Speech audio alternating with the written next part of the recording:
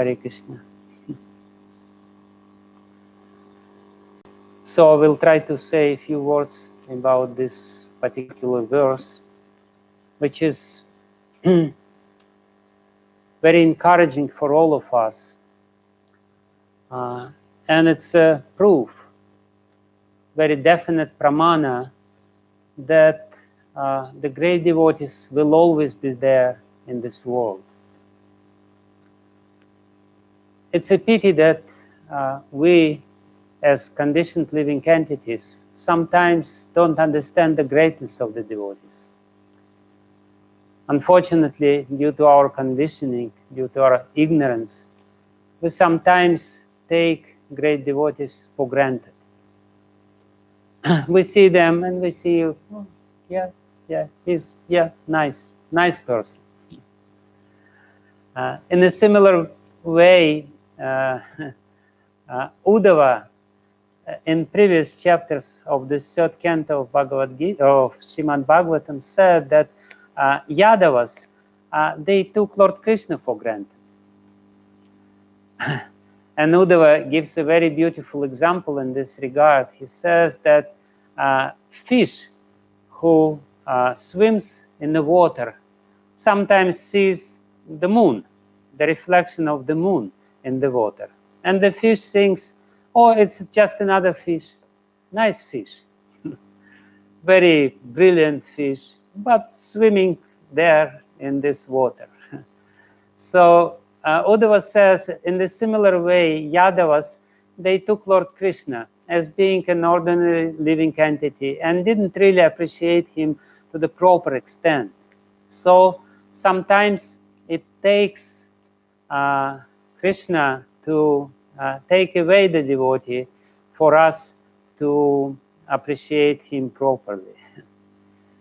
So in this verse, very beautiful verse of Srimad Bhagavatam, it is said that Janasya Krishnat Vimukhasya Daiva, that Adharma Shilasya Sudukhitasya, that all the living entities in this world, they are Sudukhitasya, they are very, very much suffering to a very great extent, this Janasya, all these people in the world. Why? Krishnat Vimukhasya. Because they are, because of their Vaimukhata, because they are averse of the Lord, because they don't accept the Lord, because they don't, as Prabhupada say, they are rebellious of the Lord. Literally, Vaimukhata means that they turned away from the Lord. They don't want to see the Lord. They're indifferent to the Lord. And they don't want to follow him. Why does it happen like this? Daivat. Daivat basically means that because of their karma, because of their misdeeds, because of their sinful activities, because of our sinful activities, because of our misdeeds in the past, we don't have attachment to the Lord. Even after hearing so many descriptions, even after trying to chant his holy names, Lord Chaitanya Mahaprabhu, he says the same thing, Durdaiva Midrisha Mahajanina Nuraga, Durdaiva. This Daiva basically means bad fortune, and bad fortune is the result of our own misdeeds. What is the result of our own misdeeds? Indifference to the Lord, Vaimukhata. So, but because Anugrahayeha, because of Anugraha, because of the mercy to the fallen conditioned souls, Bhutani Bhavyani, Nunam, indeed, Bhavyani, great souls, Charanti, they travel in the world all the time. Vidura uses here present tense. It basically means that at any given moment of time, there will be a great devotee in this world. Why? Janardanasya, their own people of Janardana, their own people of Krishna. Krishna makes sure that at least one pure devotee will always be there. For the benefit of all fallen conditioned souls, and for the benefit of us, for the benefit of these fallen conditioned souls, he will always be traveling, charanti. He will always be on move. He will not wait when the conditioned souls will come to him. He will come to them. So that's a very nice and encouraging news for all of us. And also a very good meditation, because we have to understand that if we don't understand, if we don't see the pure devotee right now, it just means that something is wrong with us. Pure devotees are always there, and they always will be traveling, and they always will be giving their association. So, and of course, this verse very beautifully describes His Divine Grace Srila Prabhupada, who traveled to America knowing the suffering of the conditioned souls. He underwent immense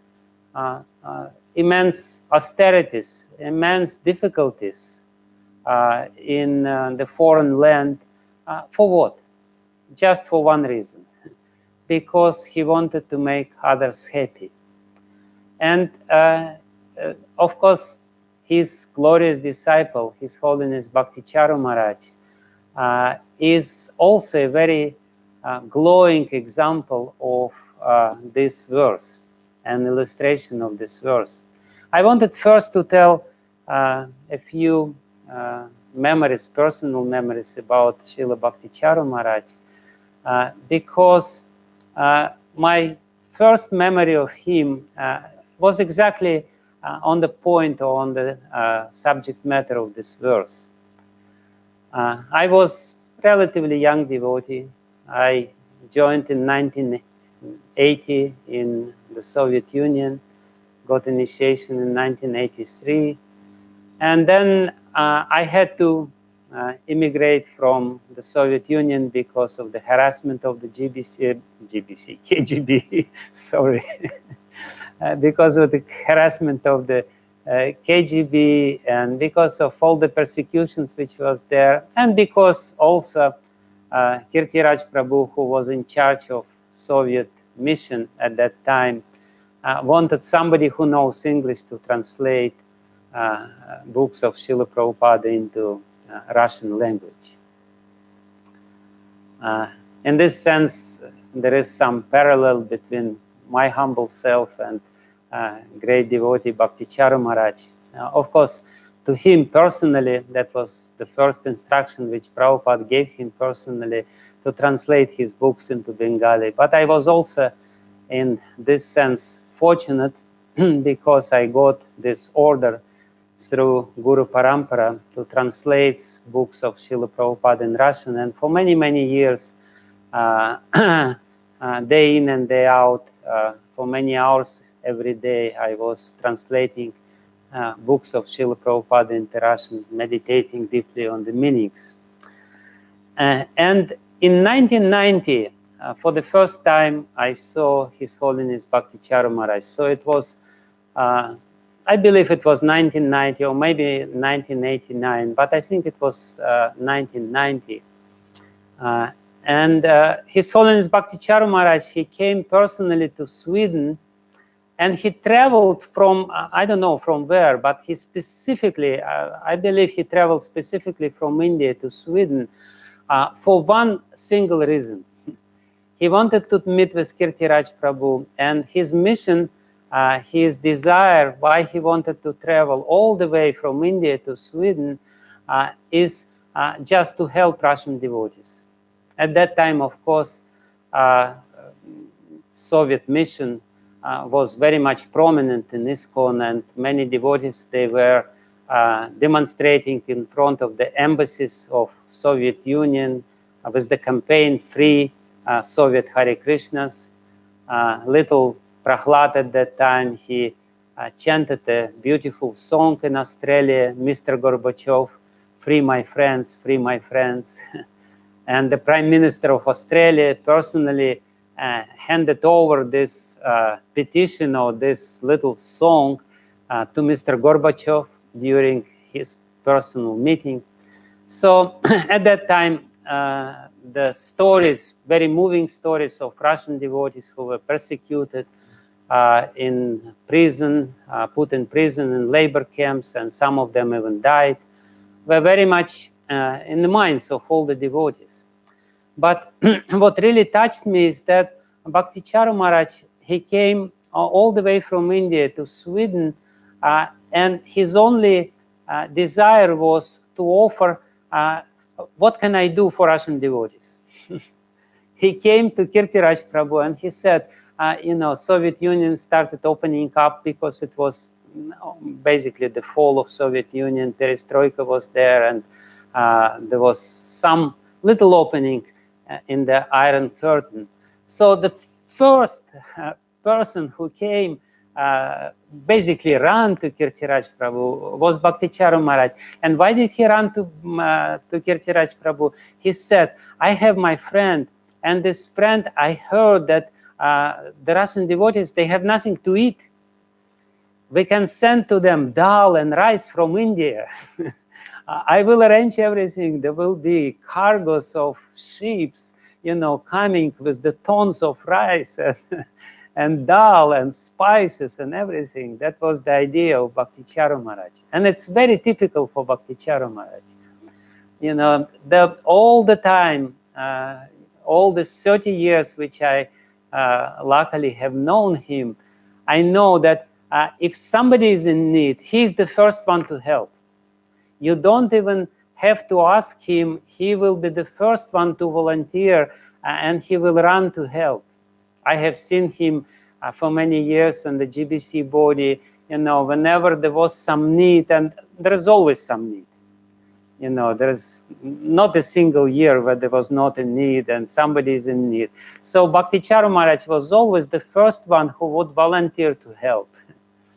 The next time, and at that time I spoke with little bit with Bhakti Charu Maharaj. Of course, it was a huge gap between myself, a humble Bhakta translating something, and secretary of Kirtiraj Prabhu. I was at that time personal secretary of Kirtiraj Prabhu, and him who was a great sannyasi, spiritual master, so on and so forth. But the amazing feeling which I had from the very first second of interaction with him, he embraced me in his usual manner, and he made me feel so comfortable, as if I have known him all the time. And I was, when I heard that he came specifically to bring rice and dal to Russia, I went to the temple room and I started praying, my dear Lord Krishna, please let Kirtiraj Prabhu be merciful to him and allow him to go to Russia. At that time, Kirtiraj Prabhu was very strict. He was really controlling who can go to Russia, who cannot go to Russia. Somehow or other, my prayers were not heard, and Kirtiraj Prabhu was not merciful.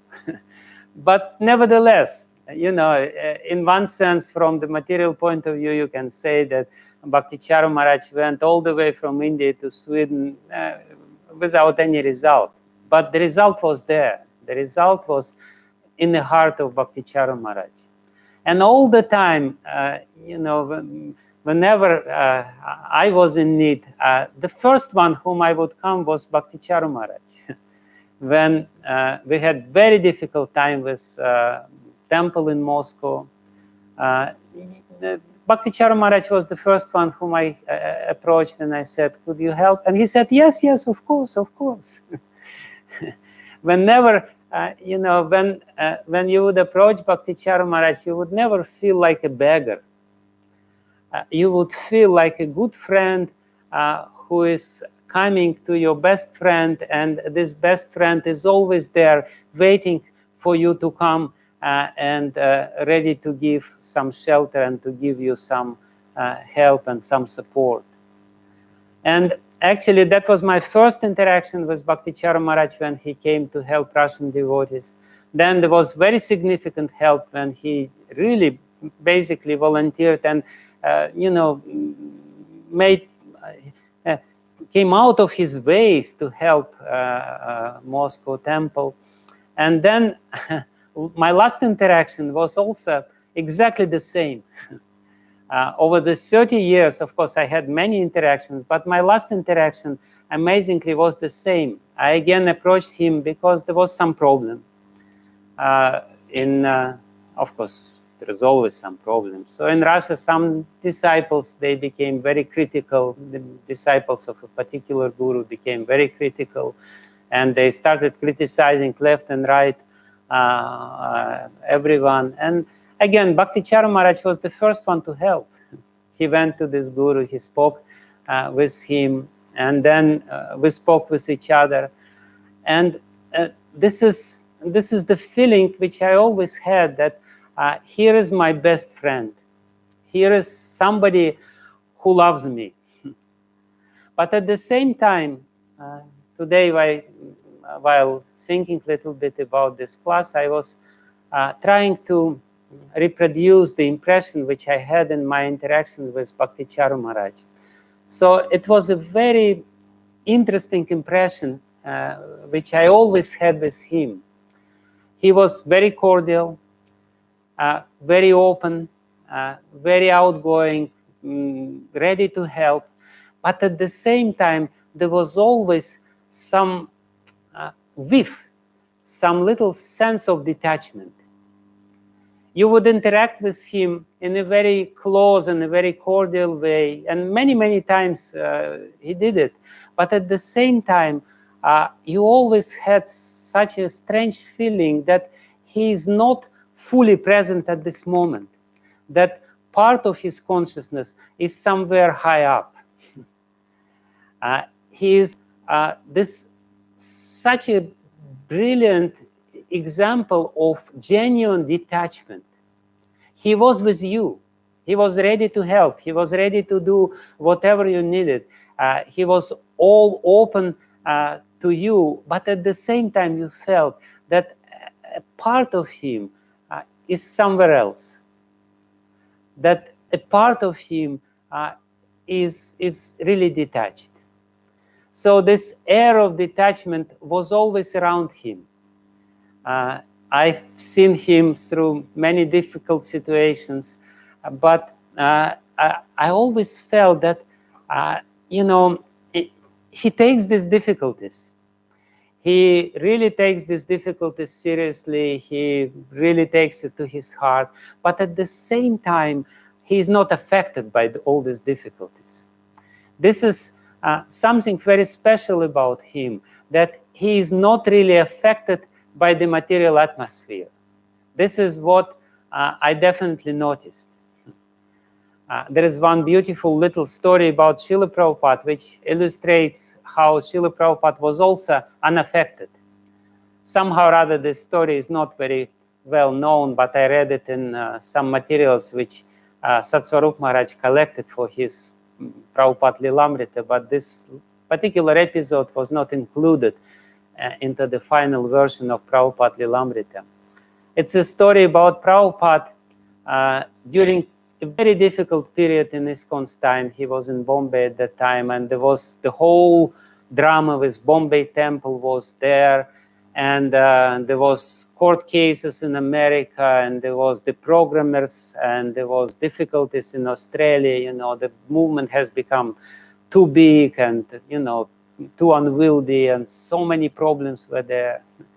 And like all the leaders, I've been in such situations, and you try to be detached, and it's practically impossible to be detached. You will be affected. You will always be thinking about it, and your mood will be changed. But in this little story about Prabhupada, it shows how he reacted on this. So this story was told by Harikesh Maharaj, who was a personal secretary of Prabhupada at that time, a personal servant at that time.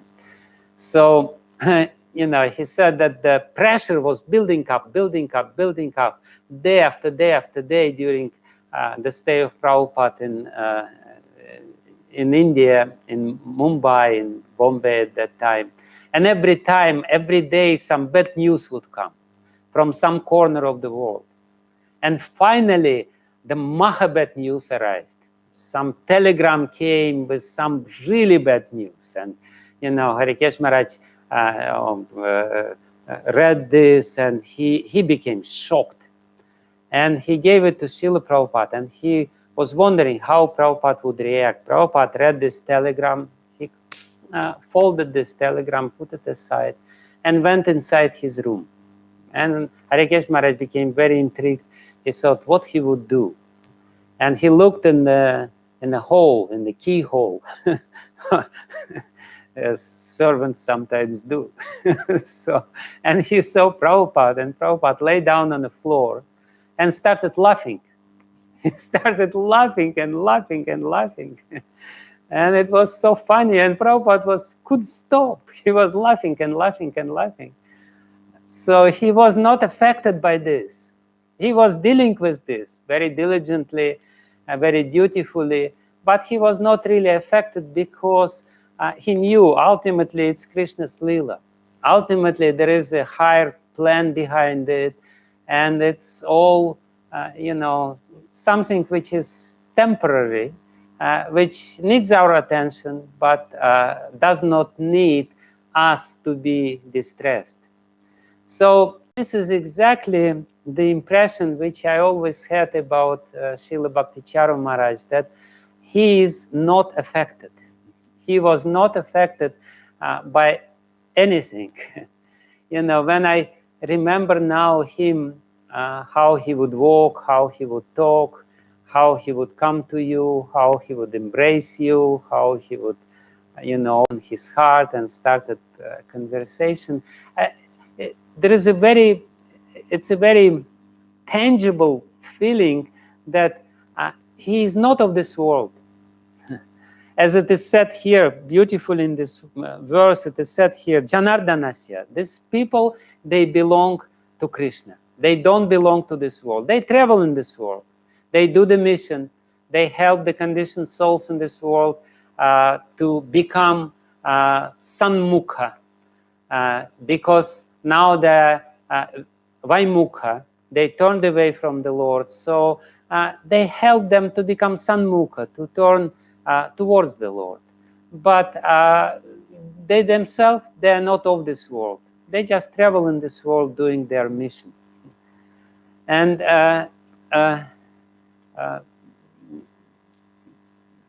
there is something else I wanted to tell about Bhakti Charu Maharaj. Yeah, so the impression which I have about Bhakti Charu Maharaj, especially now when I remember him, is that he is not really touching this world. It is said about demigods, when they walk in this world, they don't touch the ground. So it's exactly the same. When he would walk, he would almost fly. He would not really walk. And especially I was shocked once I arrived to Mayapur.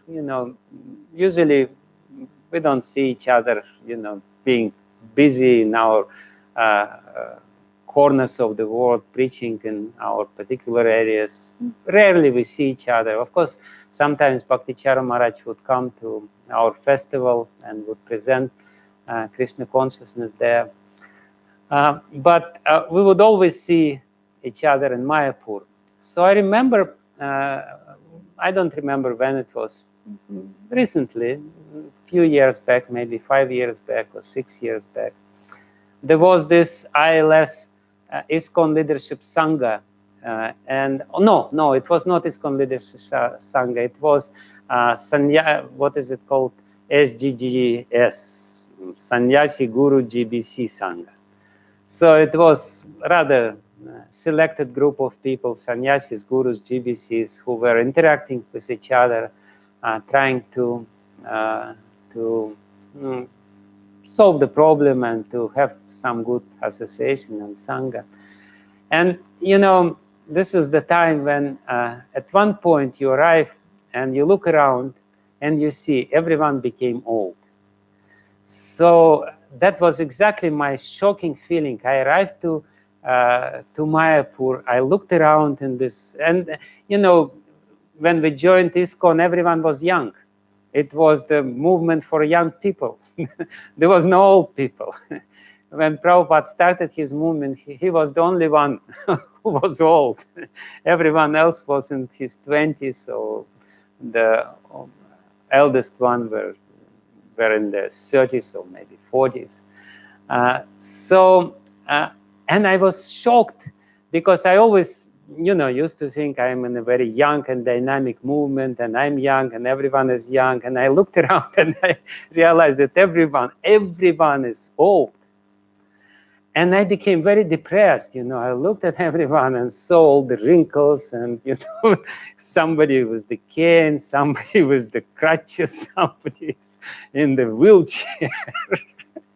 I thought, my goodness, what's going on? And then I saw Bhakti Charu Maharaj, and he was the only one who was not affected at all. Everyone else was old. He was the same. And I became relieved. I thought, okay, so time does not affect the devotees. So that was my really very, very tangible feeling that he's transcendental. Somehow or other, time has no power over him. And everyone can confirm this. He was basically the same person without any changing. He's avikari, one of the qualities of the soul, which is diametrically opposed from the material body, is that the soul does not undergo the changes, doesn't undergo the transformations. So when you interacted with Bhakti Charu Maharaj, this very strange and distinct feeling was there that he is not affected, he is not really undergoing any transformations. He is what he is, and he will always be like this. And when I read his book, a couple of years back, when his book first of his memories of Srila Prabhupada came out, I read his book, and the most striking episode, or not even episode as such, but the most striking element of this book was his complete and total surrender to Srila Prabhupada, immediate, instant surrender. I remember myself, it was a long process inside when I was trying to surrender, and there was a lot of resistance inside, and I thought, why should I surrender? Exactly as Prabhupada says, that this rebelliousness is there in everyone. And if we're introspective, we can feel this rebelliousness. As Prabhupada said, this completely irrational unwillingness to surrender. We can be philosophically convinced that we should do it, still nevertheless, on some level of our consciousness, subconsciously we will be rebellious because we don't want to surrender, because we have this long-rooted history or long history of being rebellious, turning away our face from the Lord. So the most glorious quality or the characteristic which I saw when I read this book is that immediately, without any thinking, Bhakti Charu Maharaj read Srila Prabhupada's books, Nectar of Devotion, and then he saw the dream of Prabhupada when Prabhupada, glowing, was sitting in his Vyasasana, and he surrendered, and that was it. He gave his life, he gave his heart, and that's definitely an indication that he was Prabhupada's eternal associate. That Janardana, Lord Krishna himself, personally sent Srila Bhakti Charu Maharaj to this world to assist Srila Prabhupada in his mission. And that's the only reason which will make sense if you look on his life and on everything which he has done, which he has managed to do. He, when I first heard that he is hospitalized in America, I didn't believe that something bad will happen with him. I just couldn't believe. I didn't take it seriously. I thought, oh, it's just his lila. He is just performing his lila because he's so, I mean, it cannot happen to him. I couldn't believe. And then the news would come, and I would, of course, pray and would do kirtan on his behalf. But still, deep inside, I didn't believe that something happened. And then, you know, this shocking news came that he left this world. And I still couldn't believe. And I was crying, I was bereft, I was, you know, I couldn't, I was, immediately when it happened, I called Niranjan Maharaj, and Niranjan Maharaj said to me, I was crying. He was crying, I was crying, we all were crying. We couldn't cope with this news because it was so shocking. But then I started thinking, you know, the only thought which gave me the solace in this tragic event is that he has never been of this world. We could, you know, it's just we were foolish enough not to understand this, that here is somebody who is so completely, absolutely perfect in all regards, walking among us, and we take him for granted. We think that, yeah, right, he's just, yeah, at the end it will always be like this. But then Krishna gave him to us, and then Krishna took him back because he wanted him back, because Prabhupada wanted him back to his service, because he is his eternal associate. So, you know, and I just realized that instead of being grateful to Krishna that he would show us such a perfect example for so many years, we start, you know, bereaving and saying, you know, why did it happen? Why did it happen so abruptly? So, and at that time, when I realized that Srila Bhakti Charu Maharaj was a gift, and then at that time, the gratitude entered my heart, deep gratitude, which actually washed away the grief. Now, when I remember about him, only deepest, amazing gratitude is there in the heart, nothing else. And I will always remember him. I still cannot believe that he's not there. I still cannot believe that I will come to Mayapur and he will not be there. I cannot believe it. I don't even know now, I think, whether I should come to Mayapur at all or not, because when I come to Mayapur, everything, I will always be looking for Bhakti Charu Maharaj. Because it was always a highlight of my Mayapur's visit to speak with him. Sometimes it was really brief, or sometimes there was not even personal interactions. Sometimes I would only be there. You know, of course, I would always be when Bhakti Charu Maharaj would do Pushpanjali for Bhaktisiddhanta Saraswati Thakur Prabhupada for his appearance day. That was always something very special. We all knew that we would come to the temple room and Bhakti Charu Maharaj will be there in front of the microphone. And he would, in a very beautiful way, chant all the pranam mantras of all the acharyas of parampara, and would basically transport you into the presence of all these acharyas. So, again, when I remember Bhakti Charu Maharaj, the only thing which comes to my mind is that he was perfect in all regards. He's probably the only person in our movement whom everyone loved. You know, everyone else, you know, has some, you know, we all know our movement has become very big and there is no authorities, undisputed authorities in our movement. Everyone has some faults or some problems or whatever. But nobody had, I never heard any complaint about Bhakti Charu Maharaj. Everyone loved him. Everyone without any exceptions, loved him. Why? Because he was detached, because he was not envious. You know, why do we create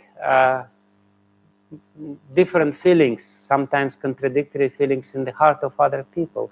Because there is slight, maybe not so slight, maybe very slight, but still tinge of envy in our heart. When we approach somebody, this little tinge of envy is still there. We are, as conditioned souls, we kind of hold on to this envy. It is said in Hari Bhakti Vilas that this pratistasha, that this pratishta is the last anartha, and this anartha is sarvanartha bhuvi. It's the breeding ground for all other anarthas. Pratistasha means I'm special, I'm the best. And I'm the best means implies that you are a little envious to others. You approach somebody else and you kind of feel, you know, I'm better than him, you know. And your mind will always give you some reasons why you're better than him, in which regard you're better than him, and this and that. So many, you know, tricks are there. Mind knows how to do this. And when we associate with people, this little tinge of envy, sometimes it spoils the relationship, or makes the relationship not so smooth. But the amazing feeling which you would inevitably have when you interacted with Bhakti Charu Maharaj, no envy. No envy whatsoever. No desire to become more, you know, to become more prestige, to become more honorable, to feel better. No, the competition spirit. So this competition spirit, this matsarya, envy in Sanskrit, matsarya, and matsarya basically means this competition. Matsarataha. I'm ahead of you. I will run first. I will be the first. This is a demoniac quality which is unfortunately in everyone's heart, especially in Kali Yuga. But why all these devotees who travel in the world, even now, as it is said by Vidura in this verse, beautiful verse, why they can turn all this rebellious soul back to Godhead? Why they can really change their hearts? Only because they are not envious. They're walking around, traveling around this world to spread their own non-enviousness. And when you feel very secure in their presence, then you feel that the surrender to the Supreme Lord is so natural. As I said, that what struck me in his account of his spiritual life, or his biography, is that for him surrender was so natural. It was not the internal struggle. He just saw Srila Prabhupada and he surrendered, and that's it. So when such a soul comes to our presence, then our surrender also becomes natural. By his mere presence, by his mere existence, he is as if saying to us, why don't you surrender? It's so easy. It's so simple. It's so blissful. Why don't you do this? Why should you keep your sufferings? Why should you be attached for all these things? Just surrender, no problem. So by his natural, spontaneous surrender, he teaches us. It is said that, you know, you can teach by speaking to others, you can teach by many different ways, but the most profound teaching which is there, which is given by any pure devotee, is just their mere presence. They don't have to speak anything. Bhakti Charu Maharaj didn't have to open his mouth to teach others to surrender, because just his presence was strong enough to prove that surrender is something good and something beneficial and something we should all strive for. So this is how Krishna saves us. Krishna sends all his, not all, some of his pure devotees, whom he trusts completely, to this material world. And they travel all over the world with only mission to distribute his mercy. There is no other, solution. There is no other reason. There is no other cause for them to travel.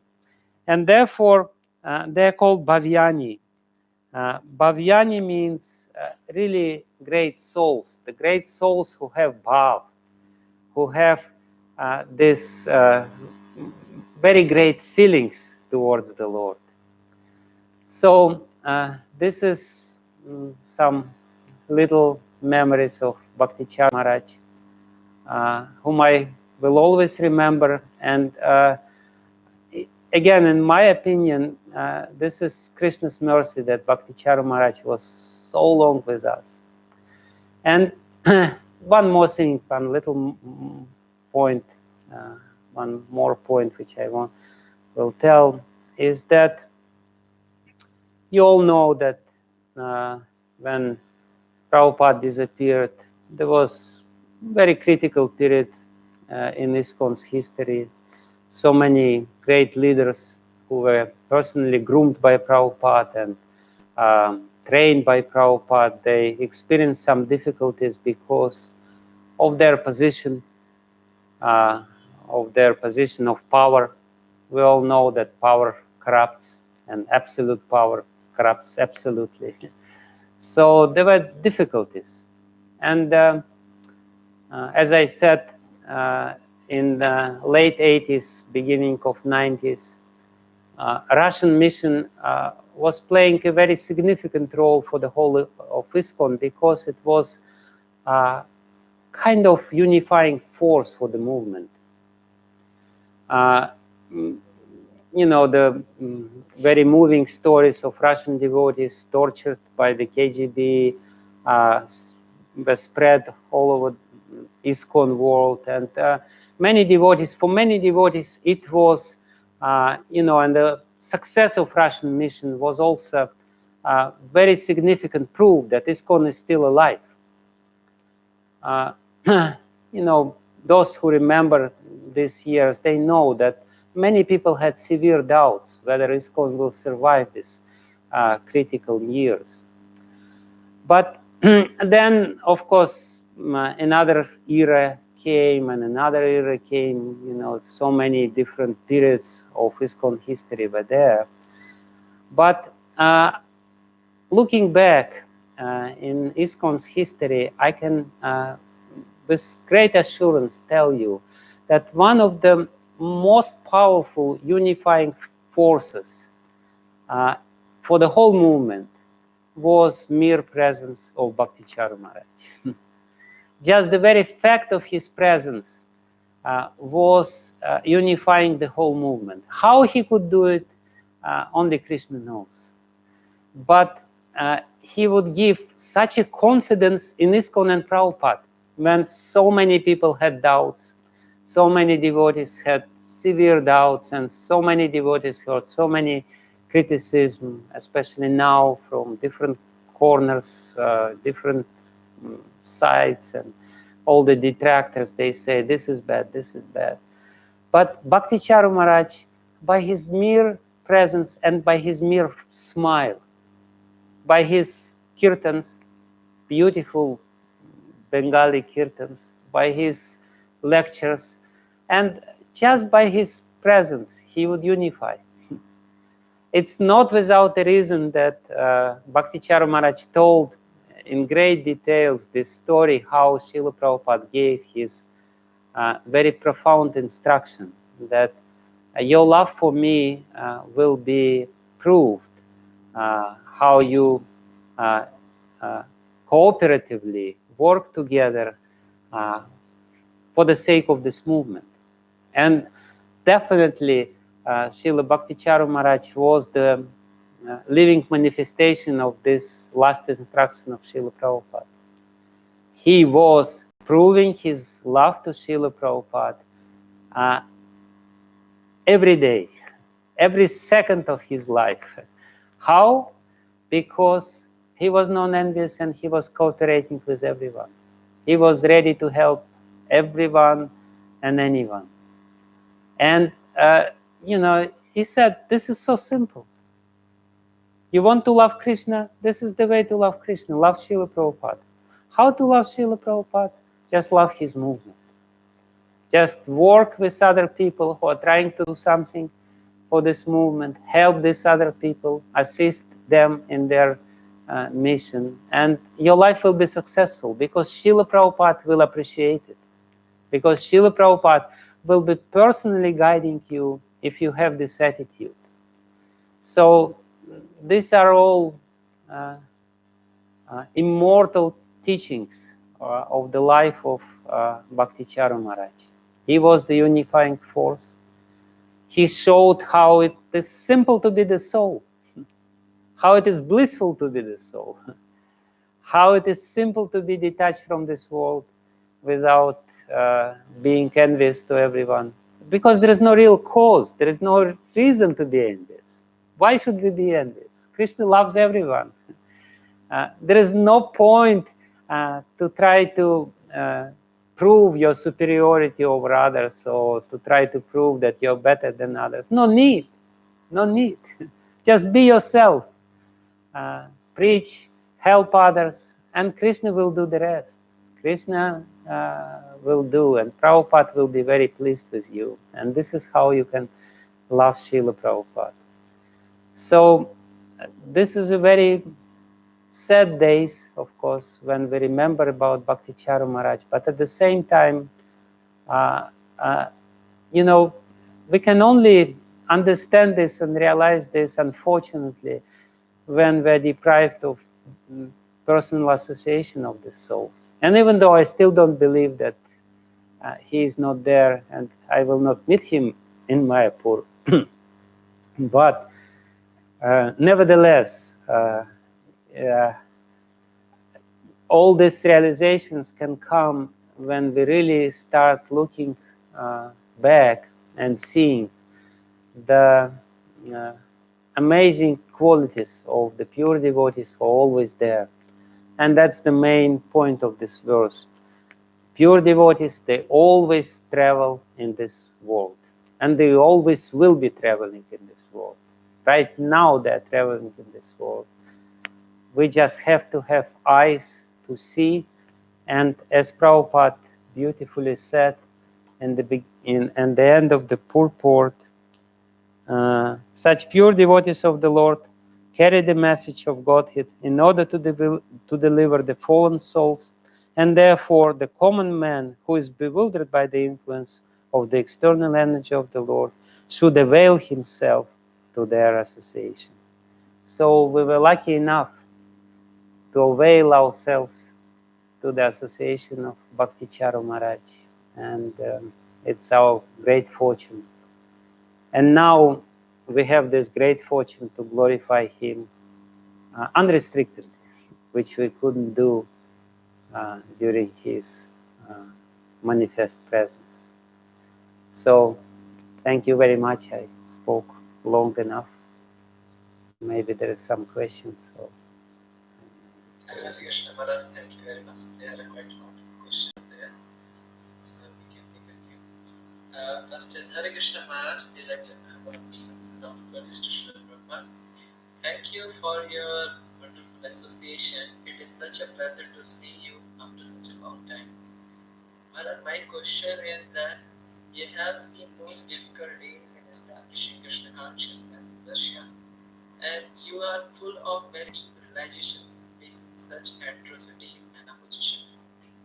My first question is, Maharaj, please advise that how can we utilize material difficulty as an opportunity to surrender to spiritual master and supreme Lord, and not see them as obstacle in our devotional service.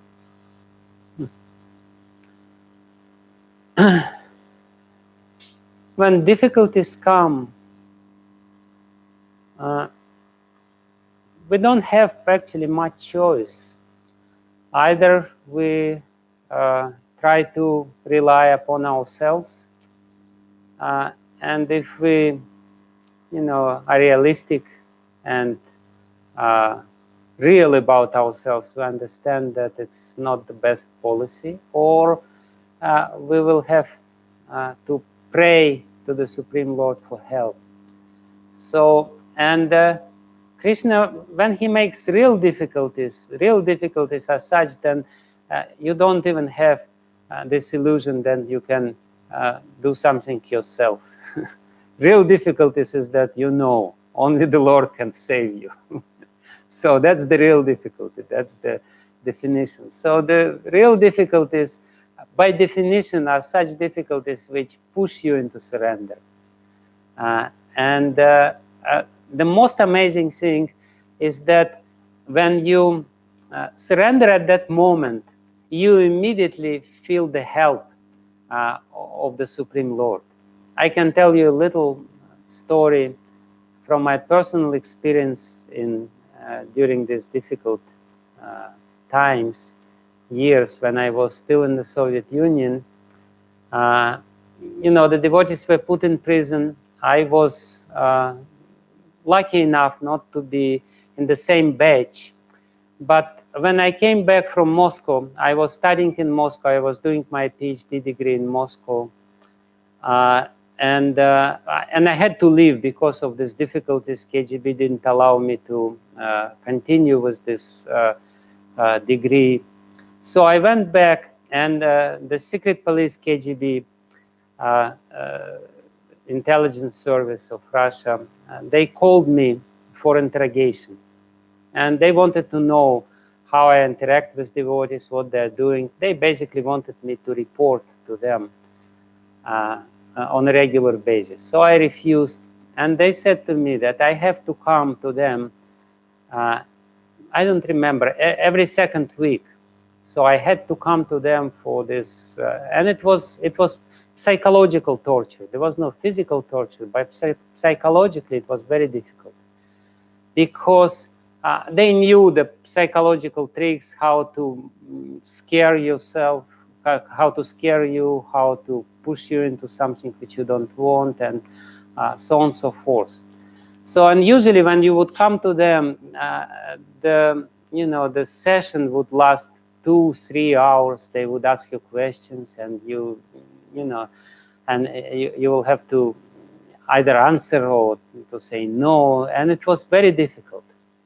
So I remember I would come to them every second week for this, and usually I would be very, very fearful before coming to them. I was shaking in my boots. I would come, and the conversation would start, and the person from the KGB, he would be very powerful, and he would ask very powerful questions, and I would be shaking there.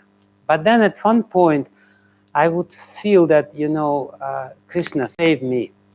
This complete, total sense of surrender would overwhelm me, because I understood that, it's just impossible. It's too heavy, too hard. And immediately when this feeling would come, when I would remember Krishna, and I would internally in my heart pray to him, please save me from this, immediately I would hear the voice of my spiritual master chanting Hare Krishna mantra. It was amazing. And with this voice chanting Hare Krishna mantra inside, I would feel very cool and very secure. And this change was practically, this transformation was practically immediate. At one point I was shaking and I was very fearful, and then all of a sudden I felt very secure and very protected, and I would sit like this and said, so, ask me more questions. What do you want? And the person who was doing interrogation, he immediately felt the change. And I looked at him, and he looked at me, and he saw a change in me, and I immediately noticed a change in him. He became fearful. because he would feel a very strange presence in me and this change in me, and he would become very insecure, and his questions were, very timid, and he would wind up the whole thing and said, "You go home and come in 2 weeks." So, and this would repeat itself 2 or 3 times. I don't remember, 2 or 3 or maybe 4 times. Every time I had this difficulty, and it didn't come immediately, but at one point I felt this very acute sense of surrender, because there's no other way. I have to surrender. And immediately this change and fearlessness would come to me. And then on the last time when I came to them, he again said to me, in a very fearful voice, he said, because usually it would end, he's fearful and I am very bold. It would start, I'm very fearful, he's bold, and it would end completely oppositely. So he said in a very timid voice, "Please come in 2 weeks." And I thought inside my heart, and I said, "Why should I come in 2 weeks? I will not come in 2 weeks." And I didn't come, and it stopped. Nothing followed. So Krishna actually, he brings you to a very dangerous situation, but he also relieves you as soon as you surrender. And you immediately feel his reciprocation when you do it. My second question to this is, especially at such times when we are facing separation from Guru Maharaj, how can we be even come more closer to him? Well, Prabhupada always said that the real association is the association with Vani, not Vapu. And in any case, during our lifetime, Prabhupada only had 5 times association with Bhaktisiddhanta Saraswati. So most of the time, it's our meditation which brings us closer to the person.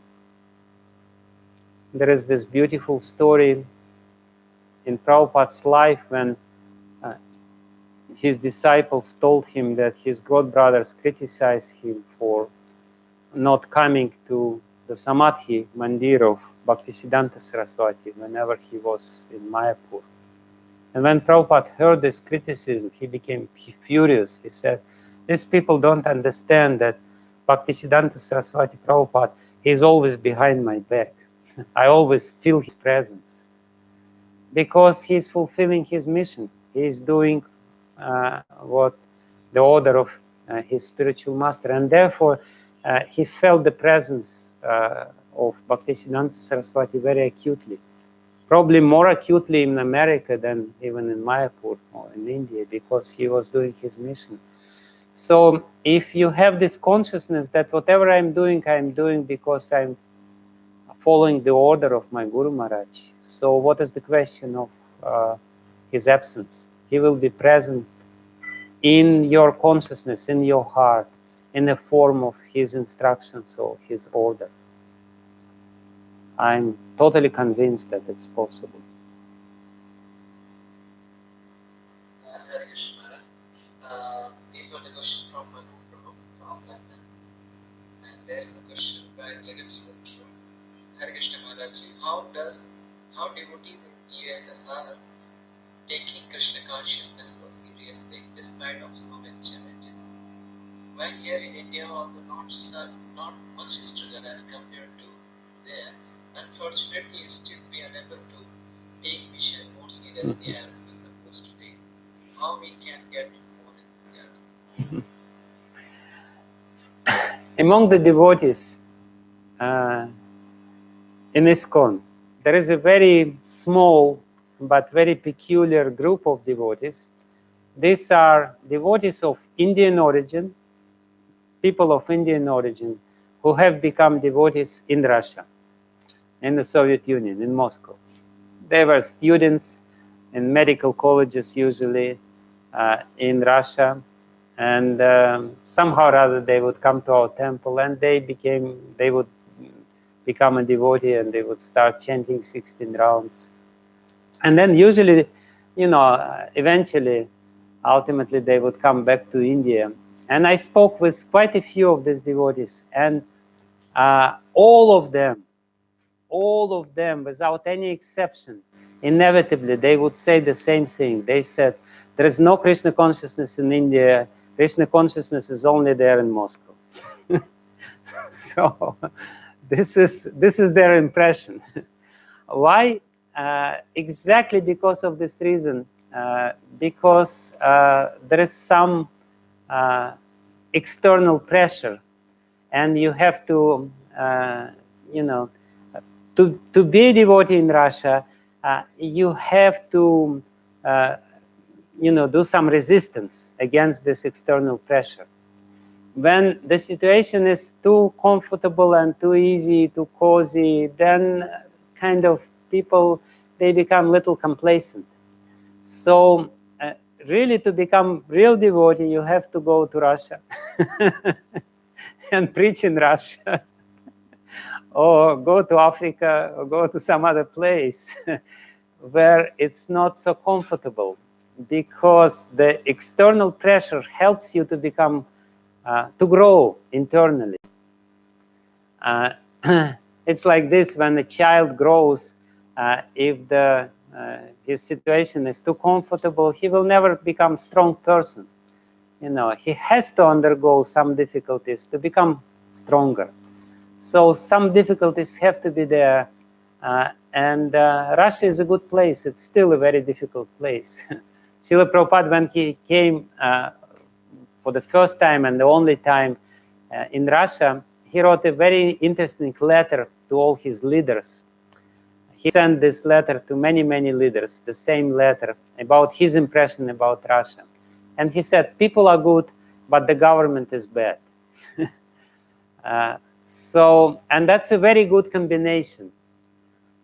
When the people are good, it means they're receptive, they are spiritual seekers, they're really sincere, and the government is bad.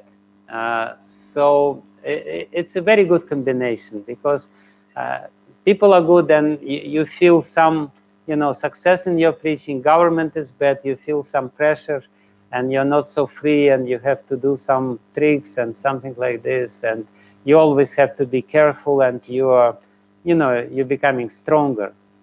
So in India now, government is good, but people maybe not so good.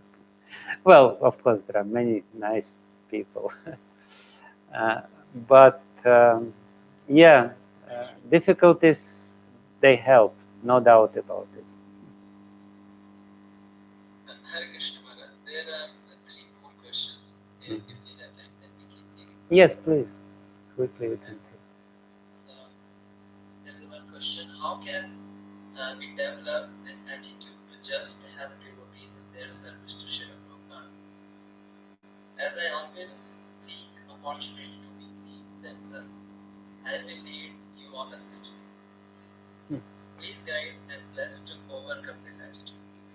Yeah, that's what I said. That's Matsarya. Matsarya, I am the first, I am the leader, you follow me. You cooperate with me. I am a devotee, cooperate with me for the sake of Prabhupada's mission. Cooperate means cooperate with me, yes. So it's, I don't think I will say something which you didn't hear for at least 1,008 times in your life.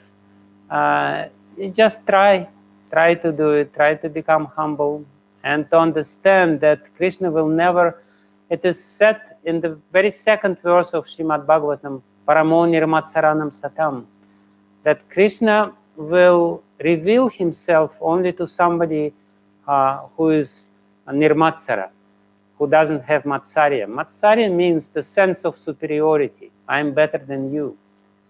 So therefore, we have to apply conscious endeavors to get rid of it, just by helping others, just by doing something, and becoming happy by doing this. Just do something for others. without any expectation, as Bhakti Charu Maharaj did, and register the happiness which will be there in the heart. See, we are programmed by the happiness which comes naturally when we are in a leading position. Yes, when we are leaders, some sense of excitement and happiness comes. But the trick is that we should reprogram ourselves, and for that we should neglect this underplay, this feeling of so-called happiness, which comes from our leading role, and we should downplay this. We should not really take it too seriously. We should brush it away. And at the same time, the nice, beautiful feeling which also comes to the heart when we do something in service of others, inevitably we feel this, we have the experience. This we should emphasize. We should try to remember these nice feelings, how nice it is when we do what we're supposed to do. So this is our conscious endeavors. We do something good, and we try to remember how Krishna within our heart is pleased when we do this. And because Krishna is pleased, we are also pleased. So we try to remember deeply this feeling. And when this feeling will become very deep samskara, this samskara will guide our life. This samskara will help us to serve all the time, because now we are driven by the samskaras of enjoyment. We are programmed or used to derive happiness from the leading position. So now we should reprogram us, and basically it means we have to, make this samskara of happiness, which comes when we do something for others, very deep and very profound. In this way, we will be able to learn this. This is what I can recommend to you or answer. Maharaj, for a wonderful answer. Okay. One question. Maharaj, can you please share some of your realizations in Krishna consciousness which can help us deepen our conviction in Krishna consciousness?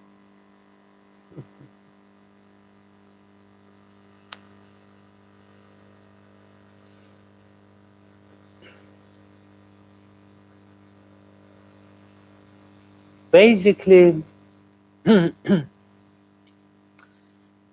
initially when we come to Krishna consciousness, Krishna is more or less, a concept in our mind.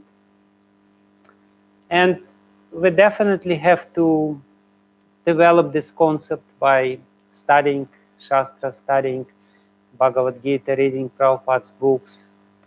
But we also have to turn this concept into something much more tangible, something more real than just a concept. The concept is nice. It's also a very good thing to start.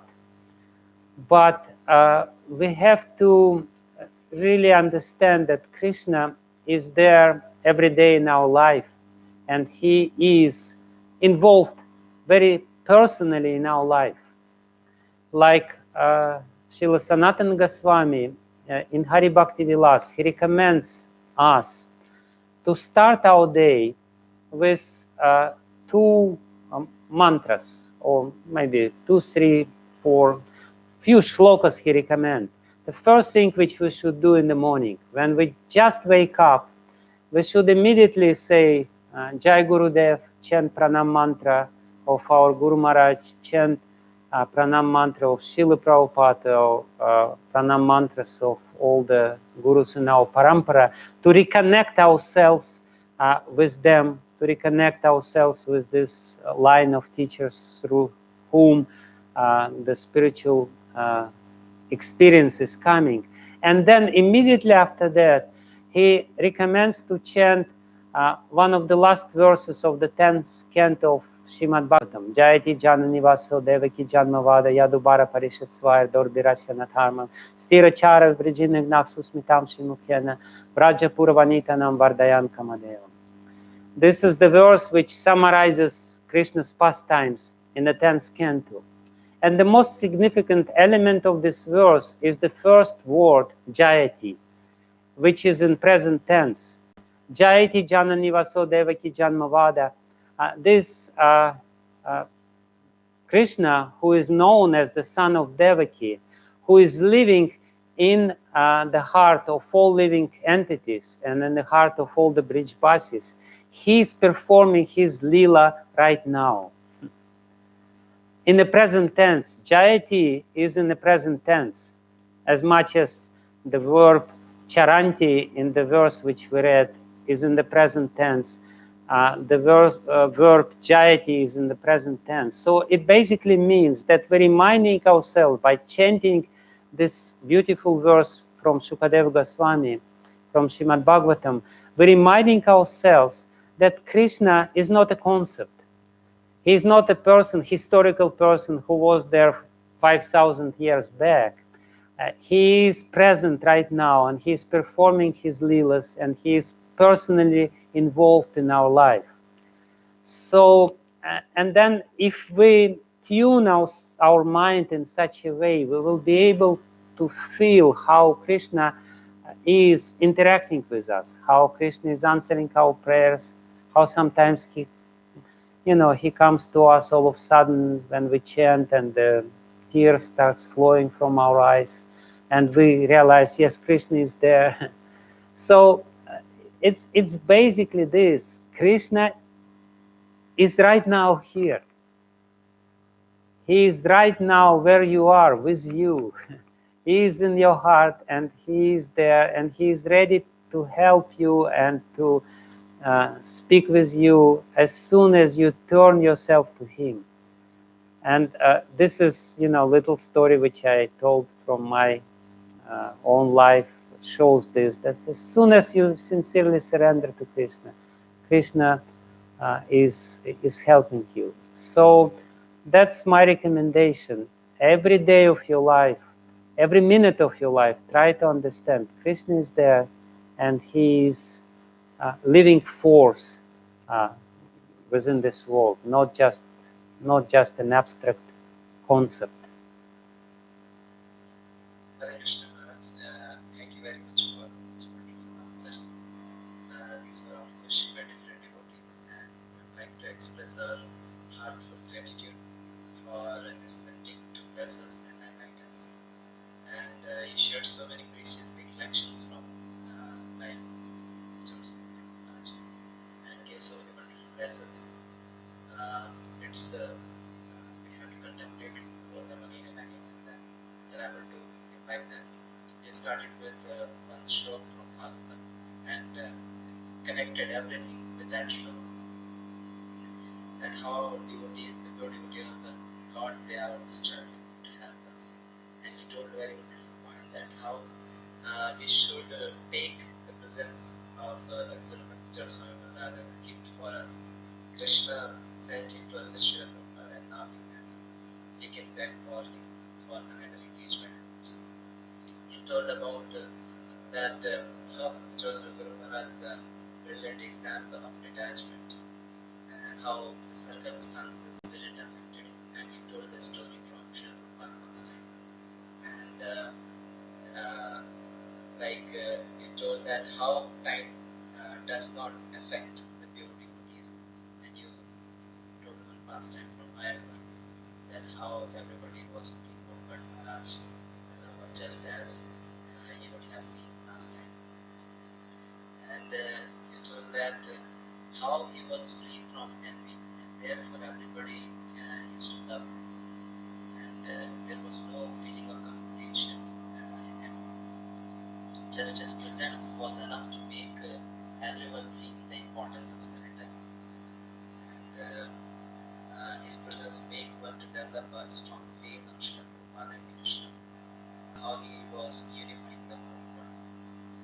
He told about the caring attitude of the Charu Maharaj Maharaj that how he just came to meet His Grace Kirti Raj Prabhu at Sweden and wanted to help by supplying the food because he heard that Russian devotees are not they are not getting enough food there and still eat so much. You told one point about the important teachings, how to be simple and not to be envious. Krishna loves everyone. We can show our love to Srila Prabhupada in loving his movement and people. So many wonderful things you told. We need to contemplate a lot, and then we need your blessings also to imbibe all these wonderful teachings that you share, so that we can develop the right attitude to become a loyal servant of Srila Prabhupada and the mission of ISKCON and dedicate our whole lives there. And we look forward to have your association at the Jan Center. You came for GBC last time. No, but I was in the opening ceremony in Ujjain when the temple was just opened. I remember. So it had already been about 15, 16 years. Yes. So kindly, whenever you are coming, please bless all of us in the Ujjain to seek your association. I will be very honored to come. I will be very, very honored to come. Thank you very much, and I'm seeking your blessings for my insignificant soul. That was the reason why I came. to Hare Krishna. So we express our heartfelt gratitude, Maharaj, for coming and chanting Hare Krishna. Hare Krishna, Hare Krishna, Krishna Krishna, Hare Hare, Hare Rama, Rama Rama, Hare Hare Krishna. Okay. Thank you. Thank you. So, Holiness, Srila Prabhupada.